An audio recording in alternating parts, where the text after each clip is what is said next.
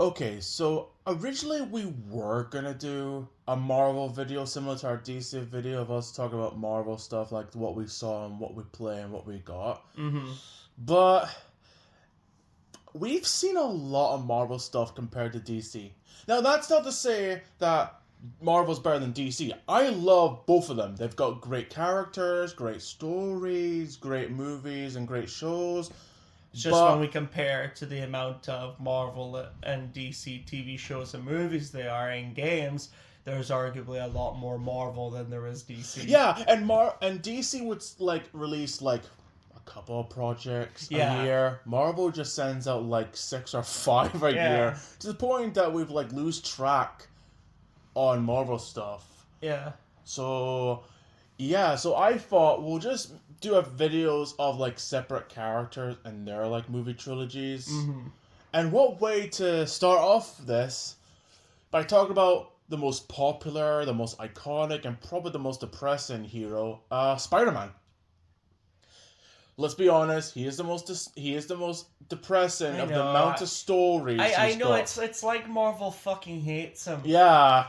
It's just like you go from everyone else recognizes him as oh, he's just a high school kid that gets superpowers, but in Marvel's case it's just like, all right, you're a high school kid, you get superpowers, and your girlfriend cheats on you on the daily basis, your second girlfriend dies, and your Aunt May dies. Also, fuck you. Oh, so you die. Also, you die die multiple times. And you have to make a deal with the devil to save your You mother. get your ass kicked by multiple villains. Yeah. The list goes on. Yeah, grandmother. But he is the most iconic hero that Yeah. Stanley has ever made. Mm-hmm. And the idea of the fact that he got the idea because he saw a fly in his room and he's like, I got it, Spider-Man.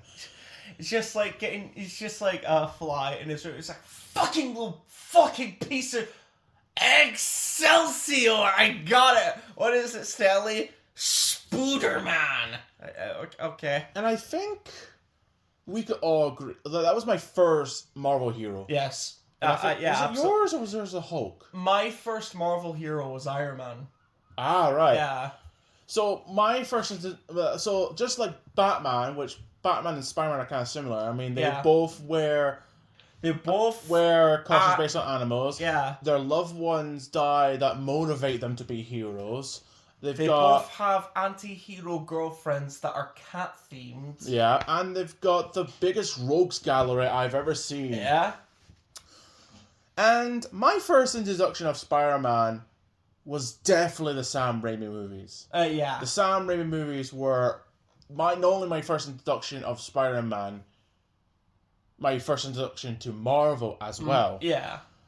So, and the first Raimi movie, okay, yeah, you could say a lot about it. You could say that the CGI is really bad because there's a scene when Spider-Man, like when Peter first gets his powers and he's jumping roof to roof, it does look like Woody trying to chase the moving truck from the first Toy Story.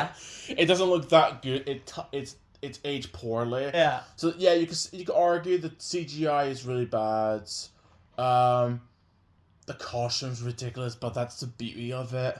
You can make fun of Tobey Maguire's crying and acting, how it's like really awkward, but that's the point. He's meant to be an awkward teen. Exactly.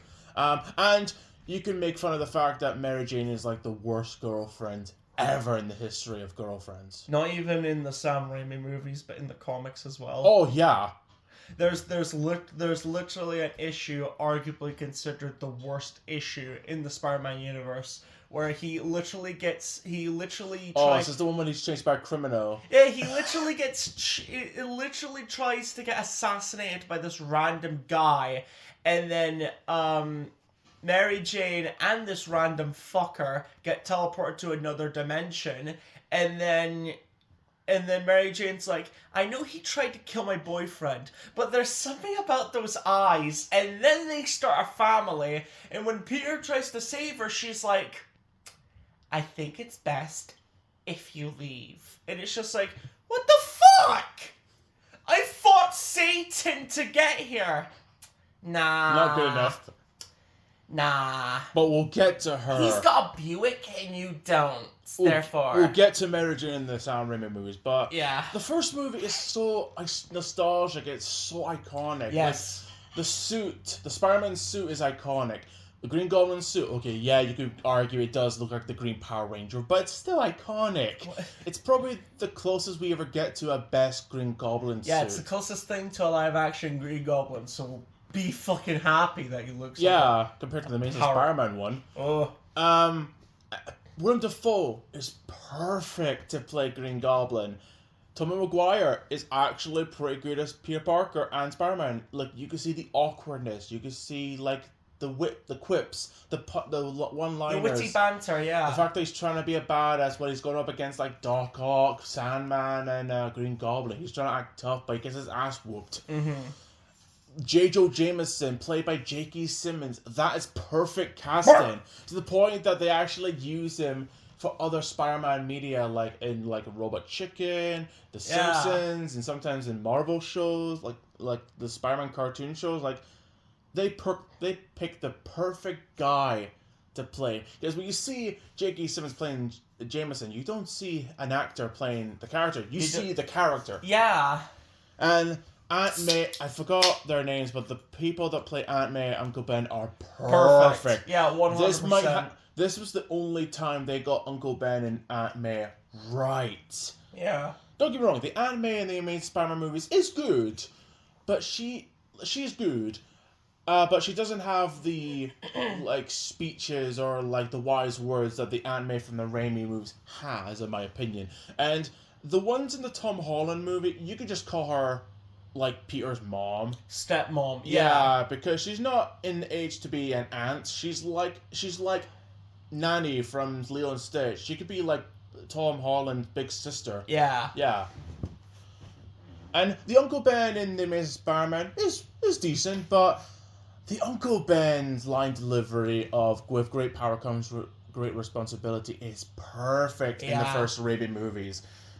Like that was probably the only time in the movie where they actually got that line right. Mm-hmm. And the action scenes are pretty good. Not the nighttime scenes, because they're really bad to look at. But the parade scene in the first Raimi movie. Yeah. With the balloons and the Green Goblin versus Spider-Man. I mean, that was a pretty good scene. Yeah. That was a perfect fight scene for those two. And actually, no, the one in the abandoned building that they have in the last minute. Yeah. Where Green Goblin stabs himself with a glider. That is pretty brutal. Yeah. Because Spider-Man's getting beaten a lot. For a guy whose only power is the formula. Yeah. Like green smoke. It's just like the fact that he's beating up a guy that's got spider abilities. Yeah. I mean, it gives him like super strength and stuff like that, but yeah. And they're like the spider bite is iconic, the wrestling match is iconic. Where he goes up against Bonesaw, played by the Hey Freak Show, you're going nowhere. Yeah, played by the Randy Savage, brother.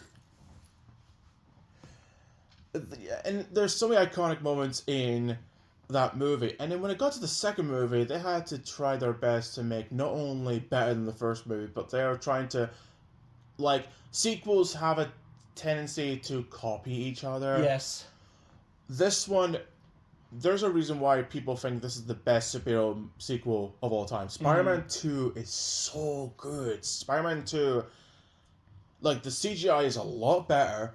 The nighttime scenes add more lights and color to the point it actually looks really good. Yeah. Like the bit where Spider-Man, like Peter Parker is trying to go to one of Mary Jane's shows, and there's like criminals in a car shooting. Like, and then Spider-Man swinging around and stopping them. The nighttime scenes in that in that scene is really good. I love the scene when Spider-Man goes through a truck. Mm-hmm. Yeah. That's good, and the way the weapon stops that police car. And you have that one chick that says, "Go, Spidey, go!" Yeah. That's really good. The train scene, a Doc Ock versus Spider-Man, that is great. I didn't know there was an extended version until, like, we saw it a few years ago. There was, like, extended shots Oh, of okay. that fight. So I was like, oh, I didn't know that in the cinema release. And I do like and I do like it how even though the people know his secret identity, Oh yeah, they keep it yeah. secret. They don't snitch and say, oh, I know his I identity. know who Spider-Man is. Yeah, they actually have the decency to, like, put him inside the train, And then put his give mask him off his mask, and the fellas are like, it's good to have you back, Spider-Man, Yeah, and keep it it's like- secret. And I like the fact when Doc Ock enters, they're like, if you want to go through him, you have to go through me, and me, and me, and me. And it's I'm like, Spartacus. I'm Spider-Man, no, I'm Spider-Man, no, I'm Spider-Man. Yeah. I'm Batman. Doc Ock's experiment test of the web, like, when things go wrong, is really good. Mm-hmm. I just love the arms. Yeah. Those arms still look pretty good to this day. I love the design of those It's arms. like they're characters in and of Yeah, themselves. they speak to Doc Ock in some weird language that they have. To the Yeah. point that Doc Ock hears it because the chip behind his back, that only for him to control the arms, got destroyed, and the arms are controlling him. Yeah. And the Doc Ock scene when he's in the hospital and they're about to take off the arms, and you just have this R-rated scene. This is the guy. Okay, so Sam Raimi is the guy that made Evil Dead and Drag Me to Hell. Yeah. There's a scene where Doc Ock's arms massacre an entire group of doctors and nurses. Doc Ock is unconscious. His arms are like grabbing people. There's a bit where a guy grabs a chainsaw and you can just see the perspective of the arms going at it. Yeah. Going to kill this guy. And they take the blindfolds off of Doc Ock and he's like, no! Which, yeah, the arms even scream too. And It killed a bunch of people. Jesus fucking the Christ. bank scene is pretty iconic and Yeah. pretty good too, with like Doc Ock throwing the bags of money and Spider-Man's like, here's a change, and throws it back. Yeah. There's actually a behind the scenes of that scene when Doc Ock they have a guy control the arms and throws a bag of money, and the money falls on Alpha Molina's head, and Yeah. he's like, ow. There's even another behind the scenes when he meets Harry. They have a guy controlling the arms, having the whiskey, The drink going and he's towards like, "No, I'm drinking. No, I'm driving. I'm driving." And there's another one, I Hello, believe Harry. it is... Yeah. Oh, fuck. Yeah. I believe... I think this is in the bank scene. There's a bit where he's like rising up and he's just like, if I were a rich man... Oh yeah, I think it was in the green screen. They had like when Alpha Molina is like, if I were a rich man. Yeah. You know what? Speaking of Alpha Molina, perfect casting for... as Doc Ock. For Doc Ock, yeah. Yeah, like I don't think you could get anyone. Oh, okay. Granted, there was going to be a time when James Cameron was going to make Spider-Man. And apparently there was a rumor that he was going to pick Arnold Schwarzenegger as Doc Ock. Glad that didn't happen. Jesus. This is the same level of weirdness as the time when I found out Christopher Walken was going to play Brainiac in that Nicolas Cage Superman. Just imagine that. Just imagine the first time you see Dr. Octavius and it's fucking Arnold Schwarzenegger and he's like lifting fucking weights. Oh yeah, it's like the most buffed up. Oh yeah, I'm totally a doctor. Let me show you about my ability to control the sun. The most buff doctor ever. Yeah. The scene when Bruce Campbell, which people were like thinking, is he Mysterio? And I think there were scripts for Spider-Man 4. Yeah. But the fact that he was Mysterio. Yes, he is. Because he's the announcer of like, the Amazing Spider-Man! And then he's like a security guy in the theater. And then he's like a French guy in a restaurant in the third movie. Yeah. There's a scene when he's telling Peter to tie his shoes, like, what are you here for? Oh, I'm here to show. Oh no, the doors are closed. It breaks the illusion. But I promise her I'll go and see a show. And he just like shushes him, and he points us to the sign. There's like no entry, and he just gives him a look like, no, can do, buddy. You're not going in there. No. No. the opening credits, I would say the second movie was a lot better. Yeah. With like the photos of what happened in the previous movie. Yeah. Because Spider-Man 1 never had any images because it was the first movie. So it was just like the opening credits of Spider-Man's like the web, and then you see the like who's in the movie and all that stuff. There was a bit where you see Green Goblin's mask and Spider-Man's mask, and in the third movie it was just footage of the previous two movies. Like it was just like, here's a scene, here's a scene, here's a scene. Yeah. With like sand and like the Venom symbiote in the credits. The clock tower image of Doc Ock. Yeah. Because it's a bit where Spider-Man gets his costume from another iconic where Jameson thinks, you know what, Spider-Man was a hero, I just didn't see it. He was like, a fake! Yeah. He's a menace! I want Spider-Man! It's just like never fucking He changed. at first he was gonna say, you know what, Spider-Man was a hero, and he's like, he stole my suit! There was a deleted scene when I wore that suit! Yeah. And I cried myself to sleep because I wanted my Spider-Man. And then Spider-Man's swinging for the city, and then it zooms into the glasses perspective of Doc Ock, and he's in the clock tower. Yeah. And I was like, as a kid, it didn't go past me, but now growing up, I'm like, that's perfect filming right there. Because that was Spider-Man 2 was actually the first Spider-Man movie I saw in cinemas. Because Spider-Man 1, my dad got on DVD. So I was just watching it, and you know what? I love superheroes because like I said, I saw Batman, so I was like, I want to see Spider-Man because, I want to see other heroes. Because at the time it was like Hulk, and then later on it was like Iron Man and Fantastic Four and all that stuff. So seeing Spider-Man was pretty cool. But then watching the cinema, watching Spider-Man. Spider-Man 2 in the cinemas was pretty awesome. And you know what? To this day, I still think it's one of the best sequels. It's one of the best movies in my childhood. What was that? Was that your first introduction of Spider-Man? Like, was the it first introduction of Spider-Man, for me, the very first introduction was the Spider-Man cartoon.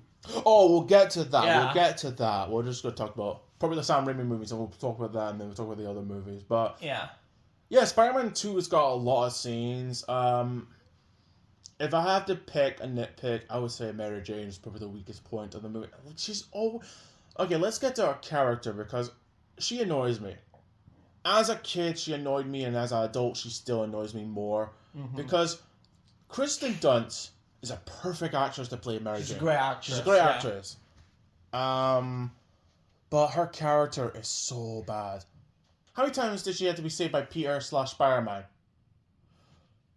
There was the canteen scene in the canteen scene. Does that even count? I mean, still rescue. If it didn't save her, if it didn't save her, her neck would be snapped. So she fell. Okay. So cafeteria scene. Those robbers that were gonna smooch on her. Yeah. Which is where you get the iconic upside down kiss. She was gonna kiss. That's where you get the iconic kiss. The kiss. Yeah. There was twice by the Goblin. Yes. And what's that? Was that 4 times? 4 times in one movie she gets saved. Now, granted, she only gets captured once in the second movie.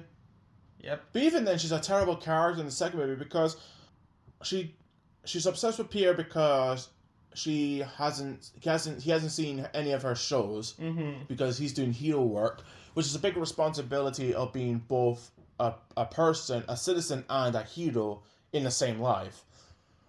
And then she literally tells Peter, "Oh, Harry's seen my show. My dad has seen it. You know, her dad doesn't like Mary Jane. Yeah. My sick mother get out of bed to see it. Aunt May has seen it, and then it's one of them. It's one of the things I hate about characters like that is same reason why I hated.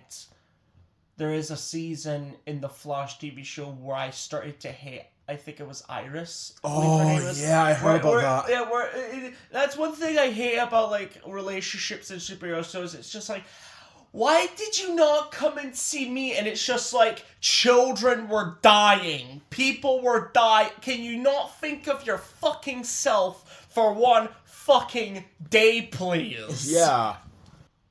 But not only that, but she just cheated on her new husband. Mm-hmm. Because, so before the wedding happens, Mary Jane invites Peter for a coffee.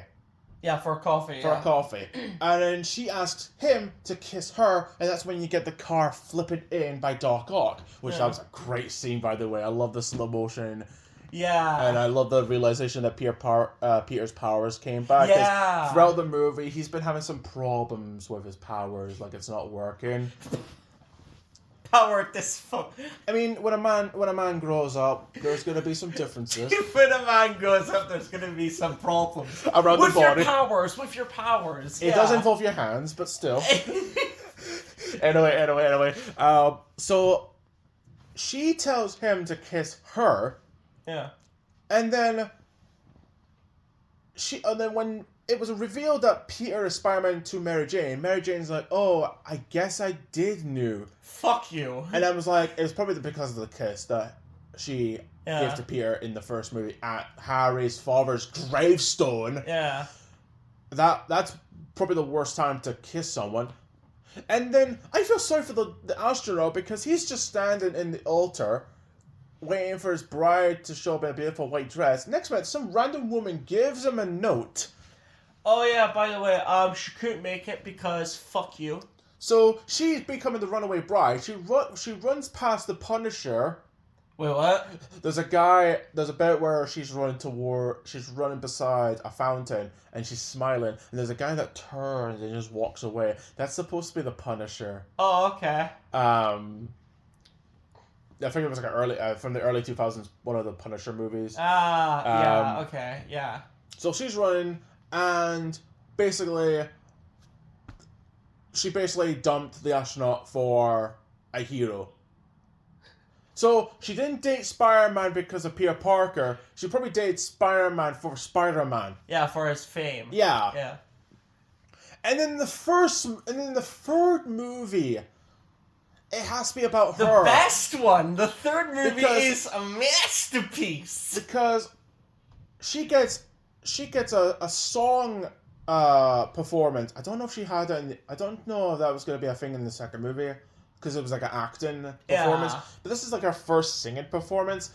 And then I think it's like the next day, she gets the review saying that they did not like it. Yeah. And I think that falling in love is beautiful. The Unusual Suspect review of Spider-Man 3. And then you have like, she's thinking all those reviews is just like what her dad told her. Mm-hmm. And Peter Parker is trying his best to calm her down and think of the positives and try not to worry about it. But Mary Jane's like, don't give me the horse thing. Yeah. So basically, Peter Parker is listening to Mary Jane's problems, and Mary Jane is just basically shoving her problems in Peter, thinking, you should just think about me, me, me. Yeah. And then she gets fired. Well, not fired. She gets kicked out from the performance because they found someone better. Mm-hmm. And then, instead of telling Peter how she really feels, no, she does. After when she saw Gwen Stacy kissing Peter. Yeah. Mary Jane's saying to Peter, who was kissing her? You or Spider-Man? Spider-Man, of course. And then she walks off when Peter is getting this wedding ring ready. Yeah. And she goes to Harry. Yeah. And then Harry pulls the moves on her. Mm-hmm. She's uncomfortable. She walks away. So Harry is thinking he's messed up, and he's getting flashbacks to the fact that Peter killed his father. Yeah. We'll get to the amnesia scene in a moment because that is something.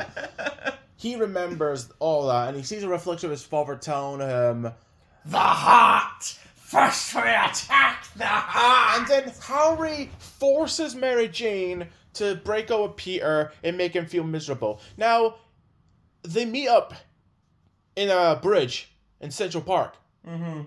Aunt May not Aunt May.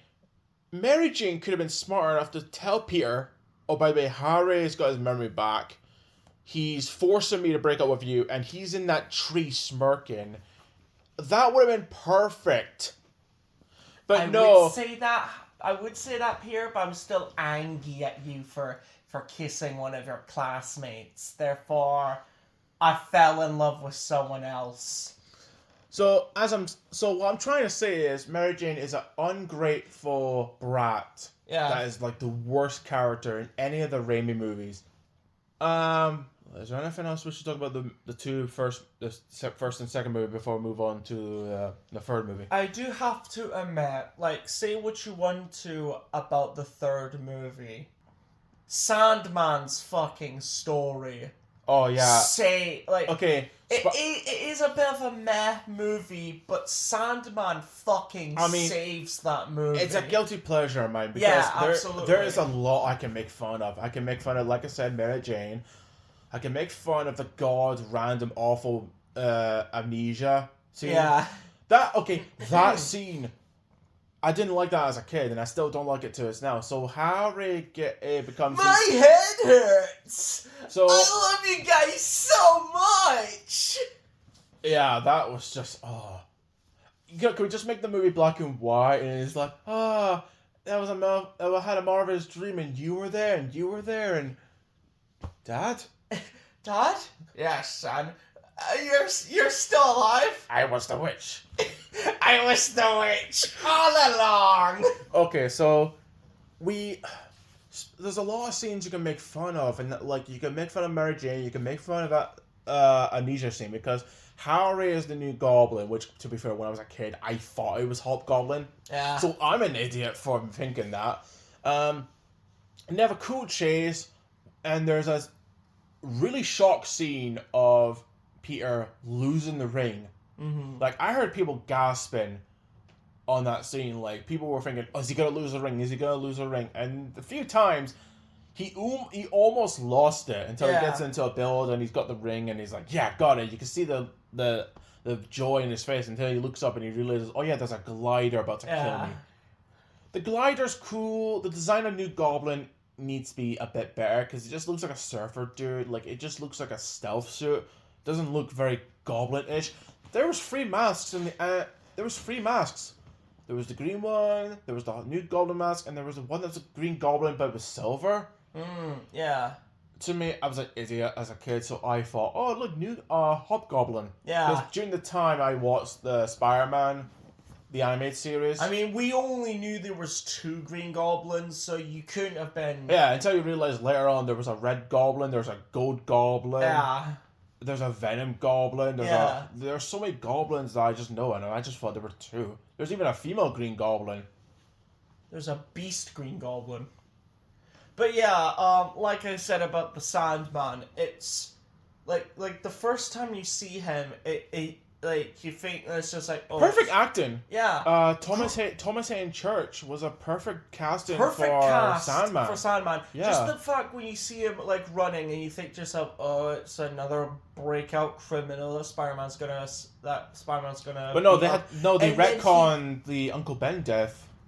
Yeah. Because you thought it was this criminal, but then you realize they just retconned it for. Yeah. And the fact that he's like, oh, he's doing crime for to like help. You think it's for money. You think he's just a criminal just doing it for money, but then you realize he's doing it for his daughter. Yeah, his dying daughter. Yeah. And he is like, and not only that scene where he accidentally falls into a fucking machine and the doctor's like, oh, it's just a bird, I'll fly out. Like, oh, there's something in here that has the exact same mass as a fully grown man. No joke. The windows close in the room. Yeah. Like, when they're about to test something, the windows close.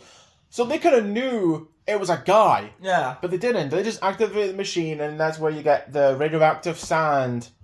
And then the man turns into sand. And then the next time you see him is probably the best looking CGI shot ever. Yeah. Because it's just the sand moving, coming together to make a man, and it falls off, and it makes a man again.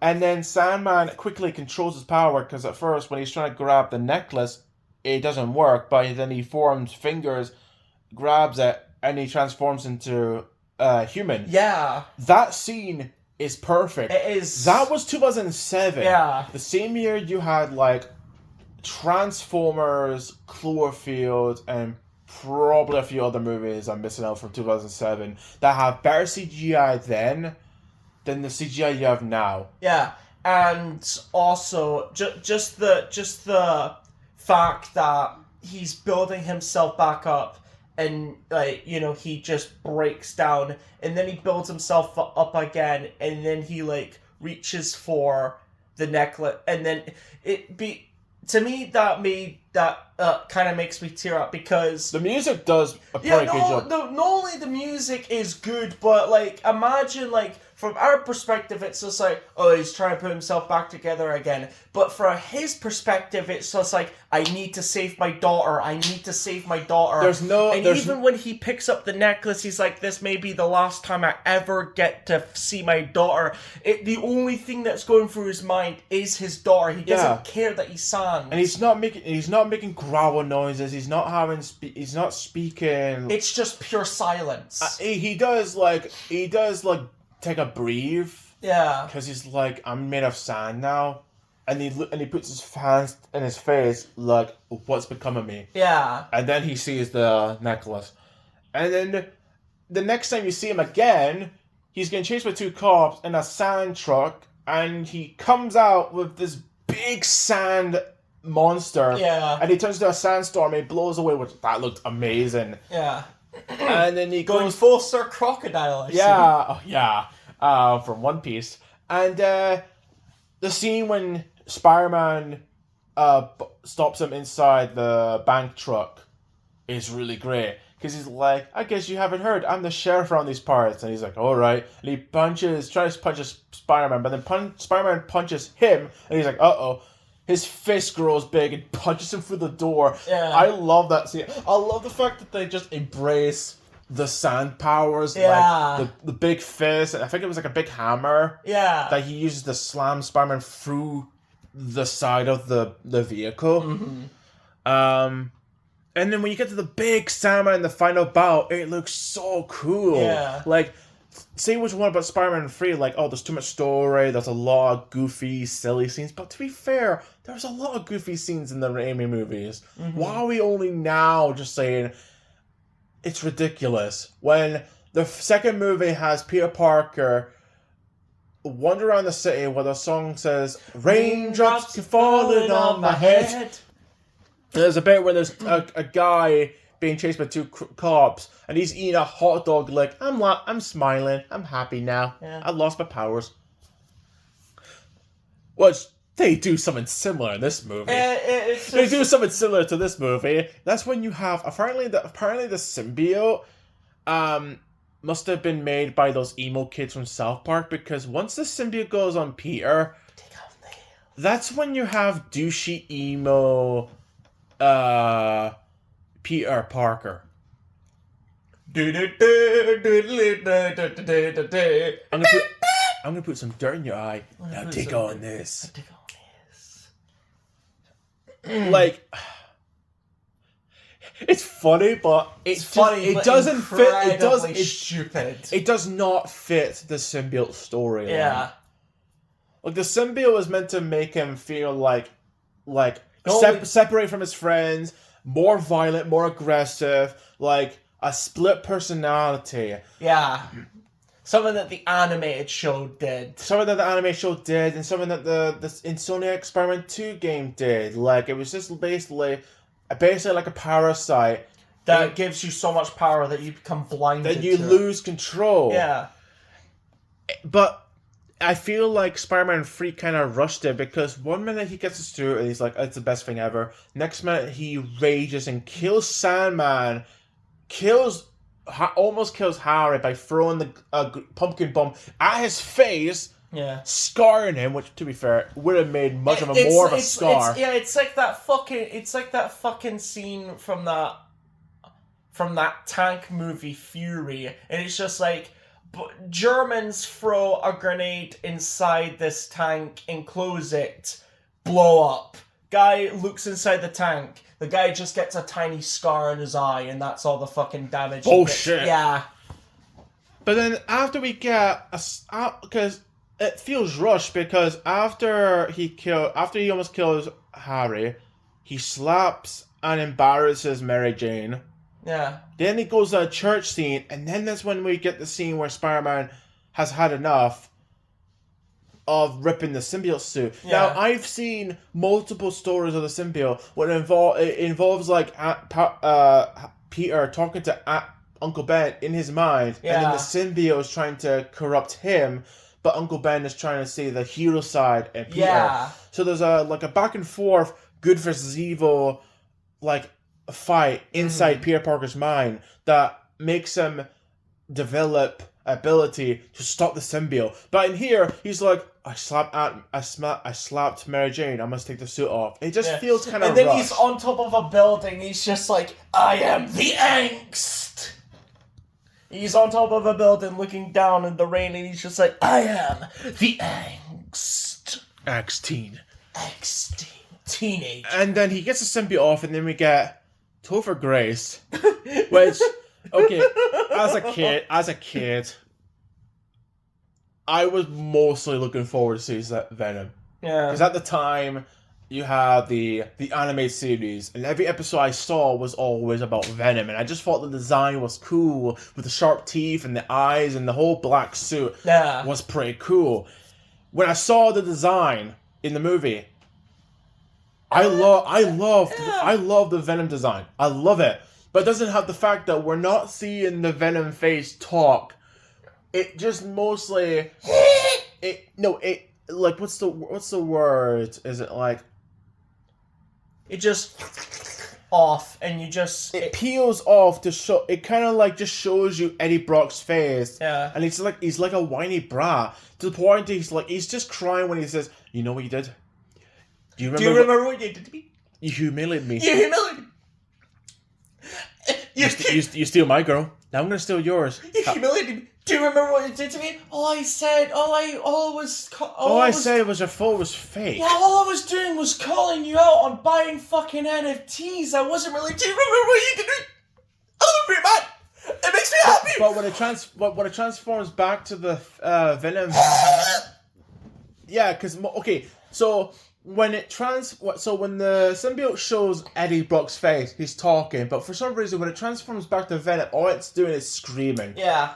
And the only few times he's talking is when he says, "You never wound, but you can kill." But when he says, "You never wound," it transforms back to Eddie Brock, but he says, "You can kill." And then when he meets Sandman, he's like, "Oh, I know all about you." The fact that Spider-Man transforms into Eddie Brock, and he's like, "Couldn't help your poor daughter. That just doesn't seem right to me." Yeah, and then when he puts it back on, he's like, interested. That's and it's just like, that right there. Can you keep that instead of showing the fucking face? And can you make the voice a little deeper? Yeah. Or at least what they did in Spectacular Spider-Man. Because there's great, like, I can There's see great potential. I guess the suit looks good. It does, yeah. The symbiote CG, the way the symbiote moves is great. Yeah. I just think they picked the wrong actor to play. Yeah. Eddie Brock. That's why I think Tom Holland. I mean, not Tom Holland. Tom Hardy. Say what you want about the Venom movies, but at least Tom Hardy, like his acting performance was at times goofy, but the Venom voice is great. Yeah. I just feel like when I'm watching this Venom, I just feel like it's one of the members of Chemical Romance being as Venom. And not only that, he's the same size as Peter. Yeah, Venom should be bigger. Yeah. Venom should be like the size of the Rock. Yeah. Like, he is the most muscly... Or at least the size of the Hulk. Yeah, the size of the Hulk. Like, Venom has always been this big monster. Yeah. That really wants revenge because not only does Eddie want revenge with Peter, but the symbiote wants revenge of Peter because the symbiote got abandoned by Peter. Yeah. And Peter humiliated Eddie Brock. Mm-hmm.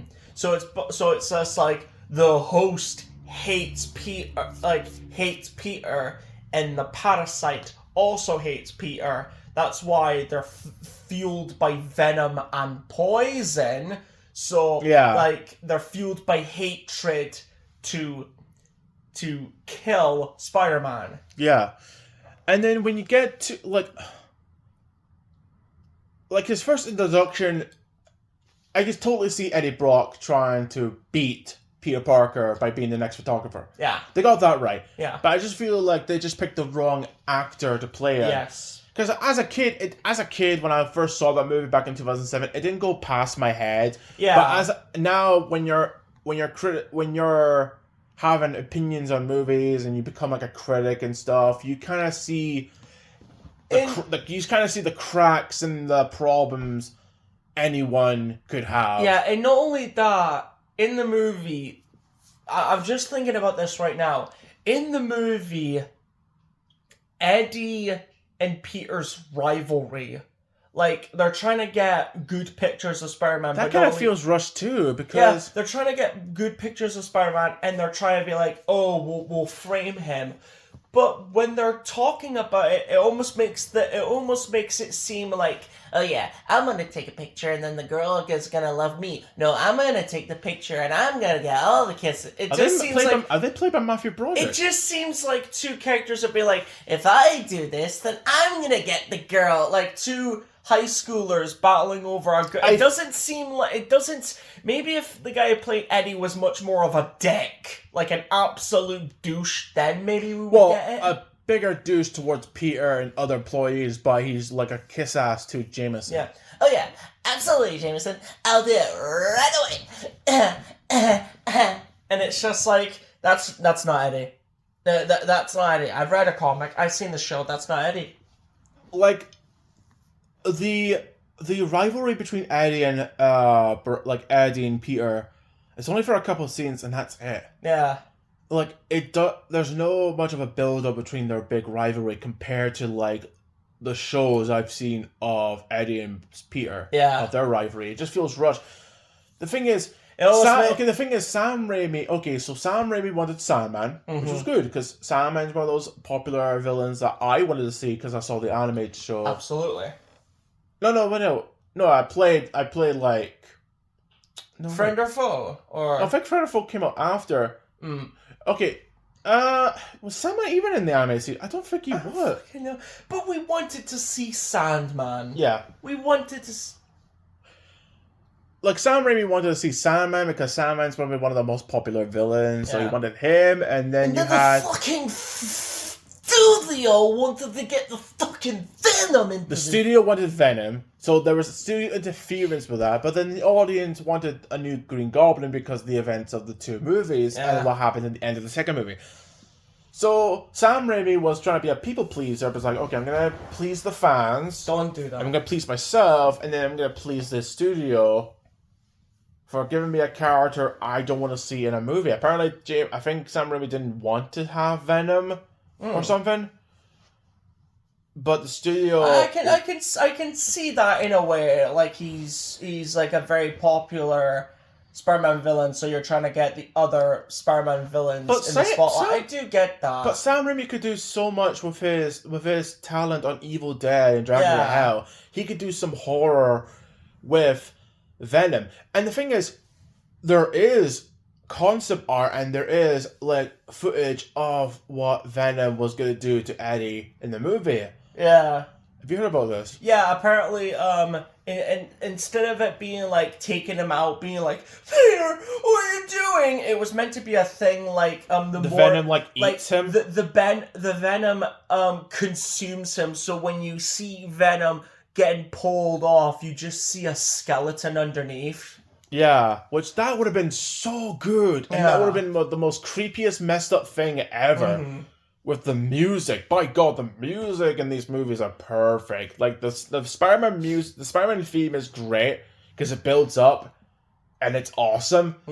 The Venom theme, like the black suit and the Venom theme, are like horror movies. Yeah. Sandman is very smooth and calming, sad. The Green Goblin is like a build-up. No, that's the black suit. Is it? The black suit. No, actually, no. Sandman's got two. One's sad, but I think that could be for Penny. That's That's his intense theme. yeah. But Green Goblin's got like dun dun dun dun dun dun dun. Yeah. That's a villain song. Yeah. And then Doc Ock's got a great one. It's like dun dun dun dun dun dun dun dun dun dun dun dun dun. Yeah. Like that music is intense. Like the music for the villains and the heroes are really well done. Yeah. But no, like I feel like there's so many stuff you could take away from the movie. Yeah. You could take away Peter and Mary Jane's breakup from the bridge. That could have been shoved away. You could have got rid of Harry having amnesia, and instead you could have had amnesia. No, you could have had Harry having a coma. Yeah. After he gets hit in the head by a web, a pipe, and a bin. He could have had. Has the ability to punch a hole through a fucking wall and rip the side of a fucking building, but it's a web, a pipe, and a fucking bin that taps him out. Yeah, so instead of having amnesia, making him like goofy and happy, like he just came back from Wizard of Oz, you could have had him like having a coma, and then probably a few minutes later, he could have like opened up with like green eyes, like Bruce Banner, and he's like, Peter! Yeah, he could have screamed, Peter! I could see him in my mind's eye. Peter! Peter! Or you could have had like the doctor's bed as like the camera pans over, and you could hear the voice of Norman Osborn saying, First we attacked the heart. And then you have his eyes open, and then you could have had like, I don't know, him trying to force, like him trying to fight symbiote Peter. Like, that would have been a much intense fight. Yeah. But instead, we get, like, the most goofiest conversation between Harry and Peter when he's like, oh, when she kissed me, it's just like she used to kiss me. Strawberries. Yeah, the taste. Lips. Yeah. The taste. And then we get, like, the most goofiest line in that movie was like, look at little Goblin Jr. gonna cry. You know, for a symbiote, you're pretty much... It's not even, like, power... Yeah, it's not even, like, power-hungry arseholiness. It's just fucking... Internet troll. Yeah, internet troll arseholiness. Are you gonna cry? Now let's say a line from the Insomniac Spider-Man 2 game. I'm the hero in this town, not you. Yeah. Like that. I'm the leader of the Seven, not you. Like, I would say like the Venom symbiote controlling Peter is kind of like Homelander thinking he's the only hero that the world needs. Yeah. Like it kind of goes. He's separated from his friends to the point he almost kills them, or he just bullies them, and he's very aggressive. Yeah. Like I've seen in other. Yeah, that's what the movie did with a director who made horror movies. Let's see what the kids show offered us. Shocker! I will track you down to the ends of the earth! Acting at its best. Yeah. And then I was tearing up when Harry got stabbed by his own glider. And then there's a scene when Mary Jane and Peter Parker are just crying over the sunrise of the dead body of Harry. I was tearing up because say what you want about James Franco as an actor, but the performance of him as Harry and the relationship between him and Peter is something that the Amazing Spider-Man 2 failed to do as a relationship. Because they've been friends since all three of the movies. Yeah, the friendship you have with Harry and Peter in Amazing Spider-Man 2 is just that one movie. Yeah, the relationship between Peter and Harry in the three movies are very much like, yes, he's my best friend, but he also killed my father. But in Amazing Spider-Man, it just feels like a very, very awkward how to make a wish encounter. It's just like, hi, I need your blood. I'll kill you, man. That's what it feels like. No disrespect to Andrew Garfield, but we'll get to that. We'll get to that soon. Yeah. That underground train scene with Black Suit Spider-Man versus Sandman is it's really fast, but it's a really intense scene where you have Peter grabbing the head of Sandman and just puts him in a train, and then you just see the face getting scraped off. It's just like, Jesus Christ, Peter. Why does it matter to you anyway? Everything! Do you know? This is all your fault, Frank. Do you know how many fucking pantomimes I missed happened to be Spider-Man? This is your fucking fault. Wesley, he's missed out theaters before Sandman. He's been missing it out before Doc Ock. I think in the first movie, Mary Jane was working in a cafe. She was like a waitress, and the next minute, she's working as an actress in Spider-Man 1, 2, and 3, and then she's working in this nightclub, and after she gets kicked out in the theater business. Jobs does she have? Yeah. Oh, another thing I hate about Mary Jane is that she was a right bitch towards Harry. Like, Harry's trying to be a good boyfriend. He's like, right, good night, don't let the big... Fuck. And she hangs up, and she's talking about Spider-Man this and Spider-Man that, and Harry is trying to be a good boyfriend, but he gets sidelined by... Like, he just gets sidelined. Yeah. Yeah. I feel sorry for Harry. Yeah. And Mary Jane is just acting like a gold digger. That was one of the things I just did not like about her character. Yeah. And another character who was not as worse as Mary Jane, but she was stupid. Gwen Stacy in Spider-Man 3. Yeah, you totally forgot she was in the movie until you realize, oh yeah, she was stupid enough to not run away in a photo booth when there's a frickin' anchor acting funny. It's a crane, yeah. Oh, is that a crane? When a crane acting funny hits the building, not a single one of them runs off. They are like, oh, what's that? Oh, it's gonna hit the building. Oh, hits the building. She's holding a phone. What's that? It's gonna hit the building. Oh, fuck! Yeah, and then she's hanging on her life on a phone line, which would have been funny if the phone responder was like, sorry, you've been disconnected. Oh, sorry, you've been disconnected. And she falls off, and Spider-Man saves her. And then, okay, so apparently she sounds stupid, but apparently she solved a test in the beginning of the movie in one of Dr. Connor's class in the beginning of the movie. Because Peter and Gwen Stacy had her hands up, and then she answered first. But she sounds smart there.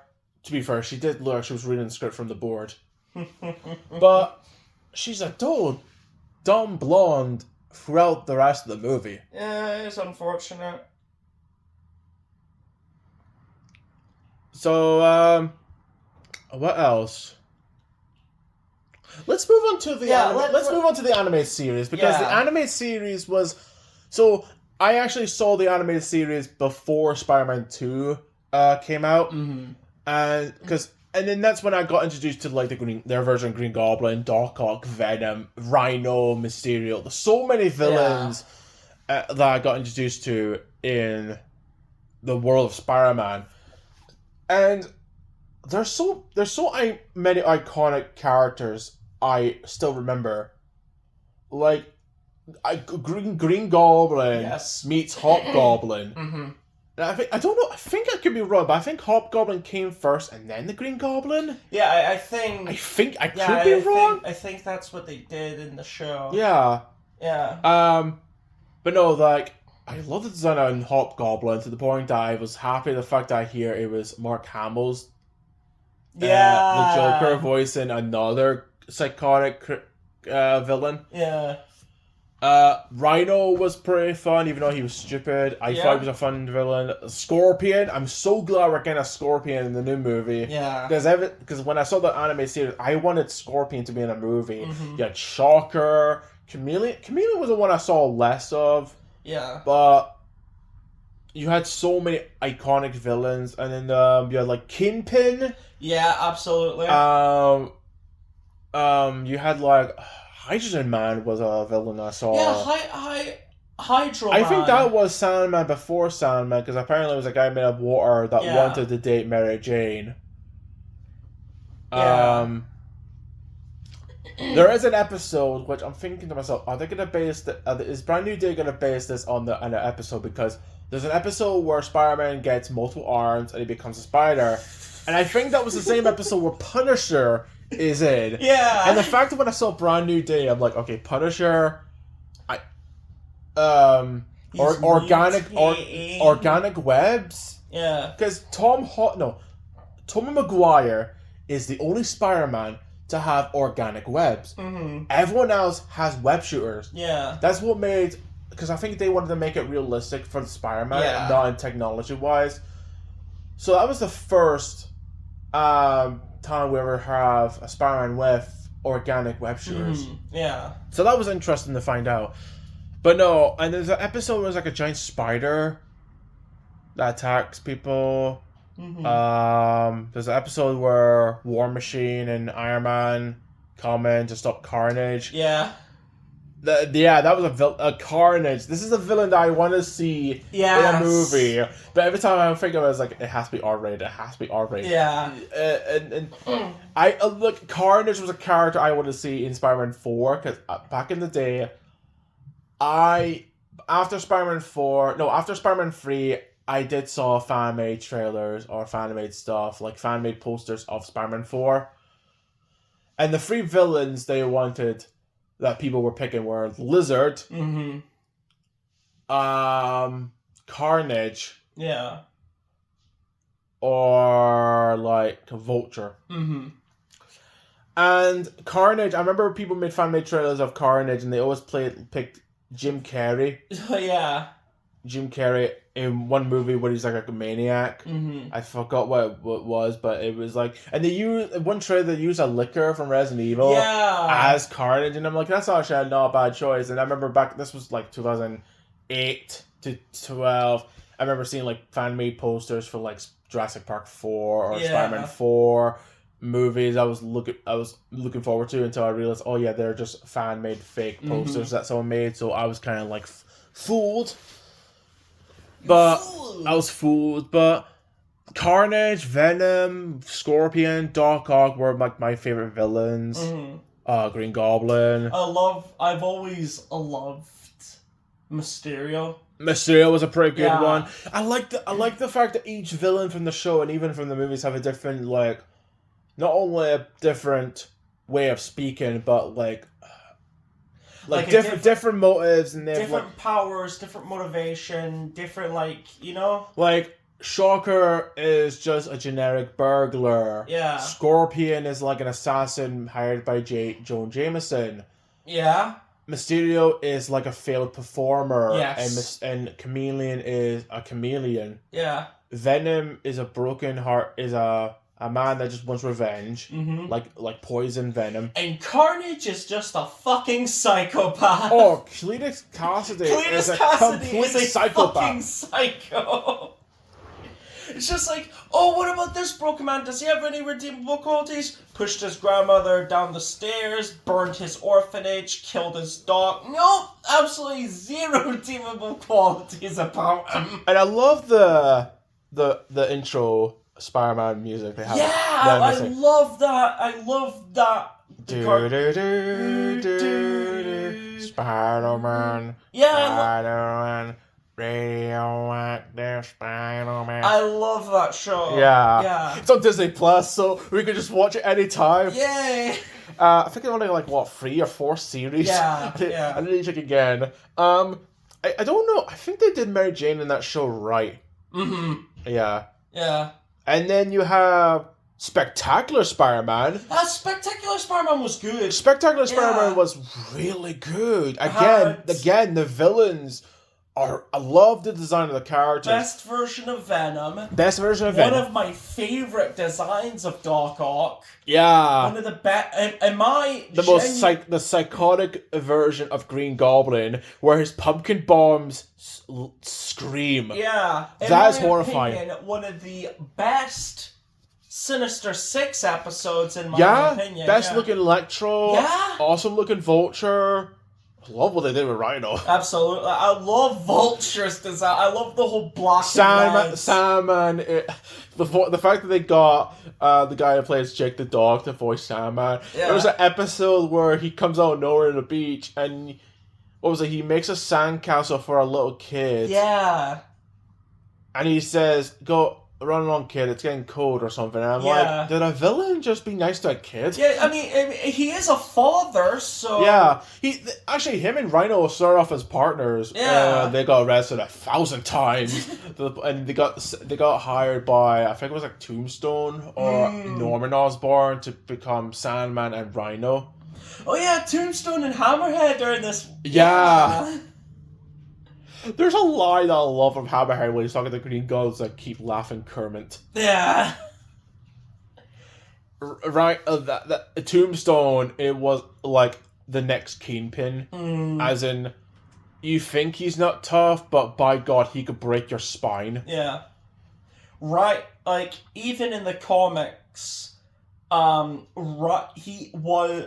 is terrified of Rhino until he gets the black suit. But there was a thing someone, like, asked him... Oh, so someone with a Kingpin? No, not only that. Someone asked him, what was the worst beating you have ever gotten? And Spider-Man replied with, anyone with a suit. Yeah. And it goes to show to you that, like, Hammerhead, Tombstone, Kingpin, anyone with a suit, they're just different. They're just different to the other villains. Because it's not a case of, I'm gonna beat you up, Spider-Man. It's more of a case of, I'm gonna break you and take bits of your body and put them around the fucking city. And it's just like, Jesus Christ, man!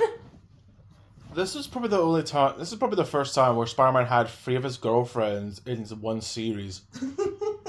He had Mary Jane, Gwen Stacy, and then there was this other one they introduced. I don't know if it's a comic character, but it was one called Liz. Which they did her in the first Tom Holland movie. Yeah. As one of the girlfriends. And then you have Black Cat, whose father is the guy who shot Uncle Ben. Yeah. In the show.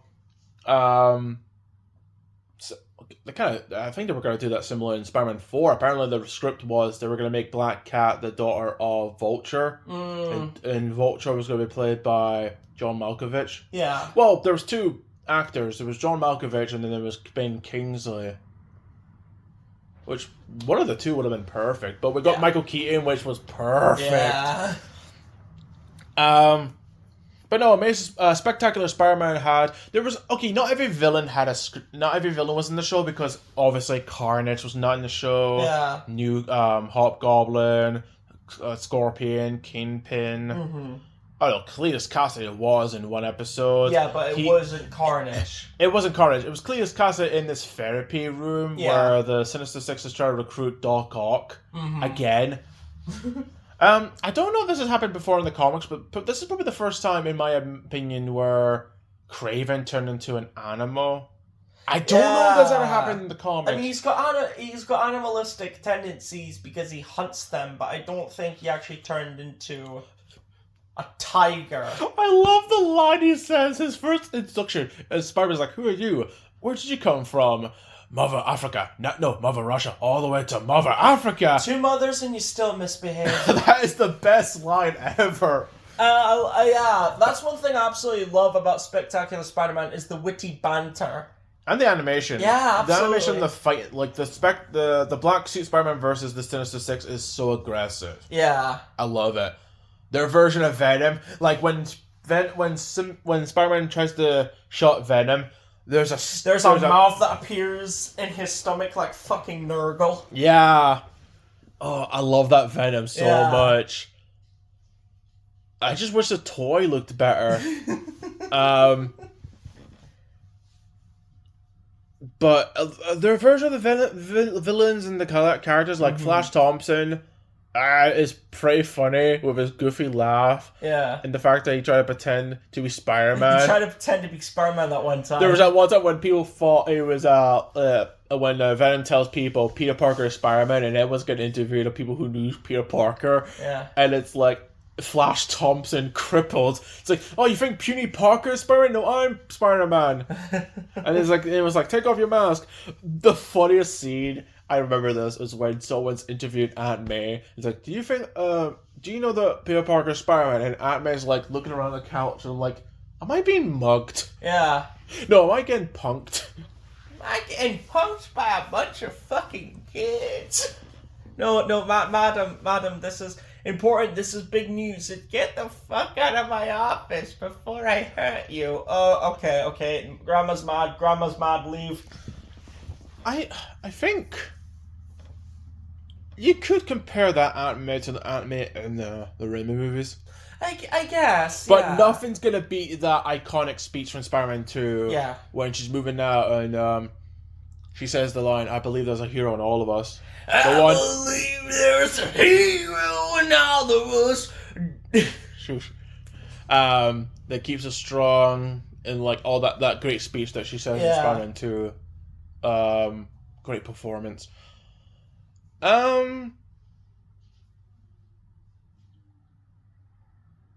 And then, like, we played some of the games. Like, yes. Spider-Man 2 was the first. Yeah. Not the Insomniac one, the Sam Raimi Spider-Man 2 game for the original Xbox. Yeah. That was the first time playing a Spider-Man game. And going around the city, kicking bad guys, delivering pizzas while listening to the pizza song. That got annoying pretty fast. Trying to chase Black Cat. Trying to chase Black Cat. That got annoying. You know what? It was a pretty fun game. Who's Poison Ivy for some fucking reason, because every time she kisses you, you die.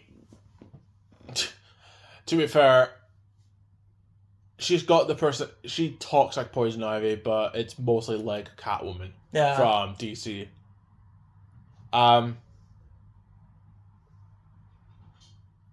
And then we played Spider-Man Friend and Foe. One of my favorite games. Spider-Man Friend and Foe, not only did it take aspects from the Raimi movies, like the suit of Spider-Man, the design of Green Goblin, Doc Ock, maybe Venom, and New Goblin, Sandman, but they also had other villains that could have been them, like I wish were in the Sandman movies, like Mysterio, Rhino, Scorpion, Lizard. But then they had other characters like that, like side heroes like that Prowler. One of my first introductions to the Prowler. Actually. Black Cat, Silver Saber.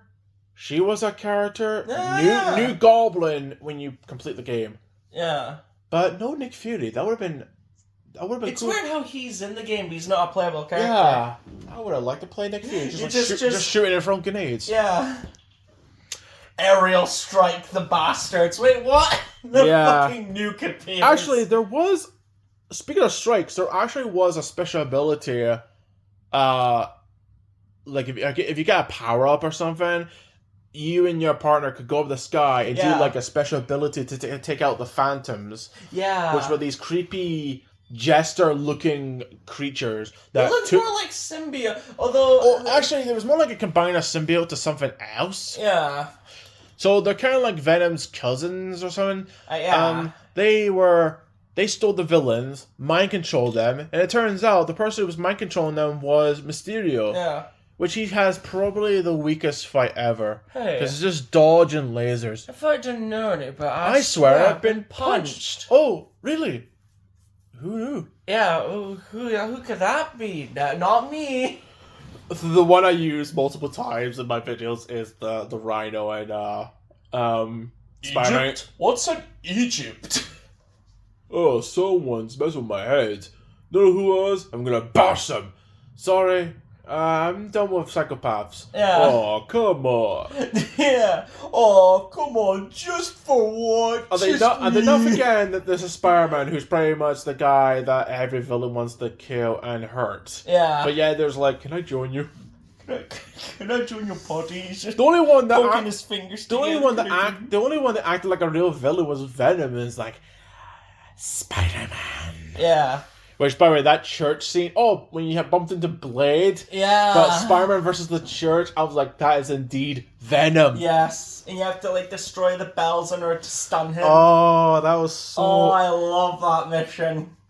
It was quite annoying how to deal with the one with the three bells. Yeah. But apart from that, like, oh my god, I love the Doc Ock fight, because the Doc Ock fight is pretty much like the machine from Spider-Man 2, and it's sucking like the boxes you have to use to throw the machine, and fight Doc Ock, who's repairing the generators or something.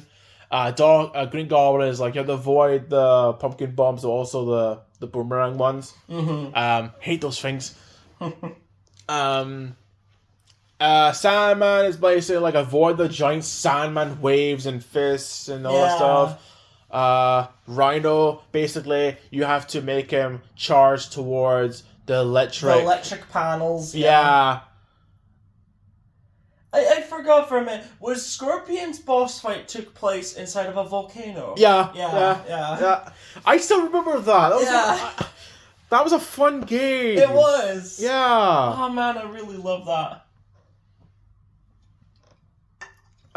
The figures we got from Spider-Man were pretty cool. Like, we actually got a few Spider-Man figures. Okay, so this is how sad of a life I remember, because I would never remember my school exam, but I remember back in fucking 2007, after we saw Spider-Man 3, my dad had like 3 boxes of Spider-Man figures. Yeah. One was a comic book version of Spider-Man versus Venom. Yes. One of them was the movie version of Green Goblin versus Spider-Man. Yes. And the other one was a movie version of Doc Ock versus Spider-Man. Yeah. And by God, I remember that, and it was like Green Goblin's mask. You could remove it, and it's some ginger guy, and a weird looking ginger Norman Osborn for some reason. And that Spider-Man was already in a pose, so there was not much movement. But the Spider-Man with the Doc Ock set, you could move the fingers to make the Spider-Man web, the web fully shooting. Articulated. Yeah. And the Doc Ock's arms did not survive that long, because they kind of broke very easily. Yeah. They just came off. But the Venom one was so good. He had his claws. One hand, his claws was out, but then there was like one of his fingers. Was like pointing. He's like pointing. His tongue is out. Yeah. I remember that. Oh, I remember that figure. And then when Spider-Man 3 came out, there was one with. I had 2 new goblins. Yes. One where you could take the mask off that had the sword and no blade, but the other one had the mask on, like you cannot remove it. The blades pointed out, a grey boomerang, which is not orange, and the glider. But I think that came with a Sandman, which was, you only had one arm that you can move. Yeah. And you could cover it in real sand. I remember doing that, and it was so fun to do. And the new Goblin's hands were just as massive as Sandman's hands. Yeah, they were pretty huge. Yeah, they were fucking massive. We had a few Spider-Mans from that movie. We had one with you put webs in the hole in the hand to make the shooting webs. Like one was like it was struggling to get out of the symbiote. Oh yeah, we had that one because it had like a ripped suit and it had a symbiote. Looked like it was gonna be a hand. But the one that had like shoots webs, it was like one was like curled up and the other one was like making a spider web. Yeah, one was making like a hand. Yeah, one was making like the spider web. Yeah, the spirals, and the other one was making like a. We had another Sandman that you could remove the arms. Yeah. So one could have a big fist, one could have a spiky. One could have a spiky ball, one could have like a ball and chain. Yeah, that was really good. I love that figure. Had the weird thing when his mouth was open. Yeah.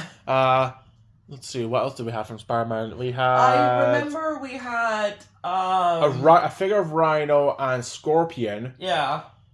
And I think it was the Rhino from the Spider-Man 2 game when he had this big, massive weapon, like a big, huge weapon that he just swung around. Yeah. And then the Scorpion, which I think was concept. I think it was It was concept art, yeah. It was concept art, so I think it was based on Spider-Man 3 game. Mm-hmm. And then we had. I remember just like the micros for Transformers and the micros for Oh yeah. it was Transformers and Star Wars. We had like micro. What was it? It was like Spider-Man and Doc Ock, Spider-Man and Green Goblin. There was Spider-Man a and Hobgoblin. okay. The Spider-Man and Green Goblin. No, Spider-Man had a Venom symbiote around him, and it had Venom. Yeah. And then the one would have like him doing webs. I think it was with Doc Ock or There was Green Goblin. There was one where he was crouching down and it would have Green Goblin. Was there one with Sandman? There was one with Sandman. I believe that was the one where his mask was off. I think. Or what, the one with the mask was off was New Goblin. Oh, Burger King. Okay. Good God! We're going for memory lane. This is so much fun going I'm from gonna memory. bash you to the ground and show you this, boy. I love the fact that most of our videos of us talking about stuff is mostly memories. Yeah. So I thought you were gonna say, I love how most of our videos always go back to Burger King. Okay, what? Anyway, like I said, do not remember what I did in my school exam, but I remember back in Burger King 2007, they had fries shaped like spider webs. Oh God! For Spider-Man 3, and I remember the figures. There was the Spider-Man. There was the Venom symbiote Spider-Man, which we got. We had the new Gollum. You could take the glider out. We had the Spider-Man where you put a web net in and it presses a button, it shoots out. Yeah. We got a Venom later on in a charity shop or something like that, or someone gave it a Venom, but it looked purple and not black like in the movie. Yeah. We had a Spider-Man where you could take the mask off. Yeah. And then Spider-Man 2. Remember when Spider-Man 2 at Burger King? There was a Spider-Man that had a web, and I had something you could just put on on top of a door or a wall. Yeah, I And then remember the Doc Ock's arms, where you press his leg and the arms come together. Yeah. Yeah. Oh, I love that. That was just. Oh man. I remember those. So fucking awesome. I want to go back to 2007 and 2004. God damn it! Ugh. To seeing those movies. And seen other movies like Shrek 2 and Revenge of the Sith and the first Transformers movie. Like, oh my god, the feels. Oh, the feels. And then I think we had other figures. There was a Venom that had like a leather jacket that came with like a weird Venom vehicle. Oh yeah. we got this in Venom Planet like years ago. It was like a weird Venom speedboat thing. Yeah. And we got a figure of a cartoon Spider-Man, and we got a figure of Lizard. Actually, we had two Lizards. We had the one from, I'm assuming it was based on the Spider-Man 3 game. Mm-hmm. And then we had the one based on Spider-Man 1. Yeah. And then we had Doc Ock, which had the arms, and you could push this thing down to squirt water. Yeah, I remember Which that. I did use the arms for a Vilgax figure we had when we were having Ben 10 figures. So, yeah. Oh, Spider-Man 3, the game. Oh my god.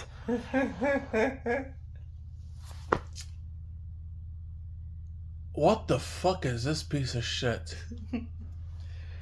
People think Spider-Man 3 People think Spider-Man 3 is the worst Spider-Man movie. No. You have not witnessed Spider-Man 3 the game. Yeah. Because Spider-Man 3 the game is atrocious. The cutscenes, bad. The graphics, terrible. The voice acting, the animation. Oh my god, the voice acting is terrible. The animation is atrocious. The character, like, the fight scenes is beyond broken. Just that bit where it's like the cutscene where Sandman meets Venom in a park. Oh and my Venom's god. doing the fucking cha-cha slide. Like, if you thought that dog character from Food Fight had the worst animation, Venom's animation is worse. And the voice acting for Venom is weird. Yeah. And everyone... man. Everyone has the same face and eyes. Everyone looks like they have not slept for weeks. Everyone looks like they've got bloodshot eyes. there's a creepy ginger hair woman, which if you fail, is like, Help me! Don't let me die! One of the best, greatest fucking cutscene in existence is the whole, if you fuck up, Spider-Man just, whee! Bong! oh my god, it's such a Oh, such a terrible game. The fight scenes are atrocious. Like I said, the fight scenes, the animation, the cuts, like, you know what? The new Goblin versus Peter in the alleyway, throughout the city. That looked better in the movie, but as a game, you're Peter Parker fighting New Goblin. Everyone could see you. Yeah. Everyone. It's in an open city where there's civilians in cars. Everyone could see you as Spider-Man. And you're on the ground. Why is there a teenage boy swinging around the city? Holy fuck, Peter Parker, Spider-Man. Oh, I'd rather watch the movie, because at least the movie's got some quality parts that I love to watch. The game has no redeemable qualities. Yeah. Nothing. Zada. Zip. Zinch, nada, nothing. Oh my god. I think we should just stop out here, but don't worry, we'll do a part 2 and 3 of the other stuff that we got from the world of Spider-Man. Yeah. So, with great power comes great responsibility. I'm Spider-Man, Uncle Ben. I'm Spider-Man.